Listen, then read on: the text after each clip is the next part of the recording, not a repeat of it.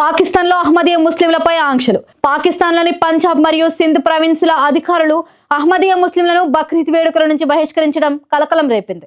ఈ నెల 7న అహ్మదీయ ముస్లింలు ప్రార్థనలు, జంతు బలి చేస్తే 5 లక్షల ఫైన్ విధిస్తామని అధికారులు హెచ్చరించారు. ఈ ప్రకటనతో అహ్మదీయ ముస్లింలు తమ ధార్మిక కార్యక్రమాలను నిర్వహించడం నిషేధించబడింది. అయితే ఈ బహిష్కరణ చర్యపై అహ్మదీయ ముస్లింలు తీవ్ర ఆవేదన వ్యక్తం చేస్తున్నారు. పాక్ ప్రభుత్వానికి సహకరించిన వారు తమను అణచివేయటం తగదని వారు ఆవేదన వ్యక్తం చేస్తున్నారు. ఇది తమ హక్కులను క్రమంగా హరిస్తున్నట్లేనని అహ్మదీయ ముస్లింలు అనుకుంటున్నారు. పాకిస్తాన్లో అహ్మదీయులపై వివక్ష అనేది చాలా ఏళ్లుగా కొనసాగుతున్న విషయం. వారు ఇస్లామిక్ సమాజంలో అనేక కష్టాలను ఎదుర్కొంటున్నారు.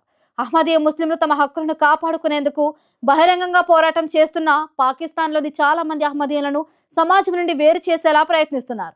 ఈ మానవ హక్కుల ఉల్లంఘన ఇప్పుడు ప్రపంచ వ్యాప్తంగా చర్చకు వచ్చింది. అంతర్జాతీయ సమాజం పాకిస్తాన్లో అహ్మదీయ ముస్లింలపై వివక్ష నివారించడానికి చర్యలు తీసుకోవాలని కోరుకుంటుంది.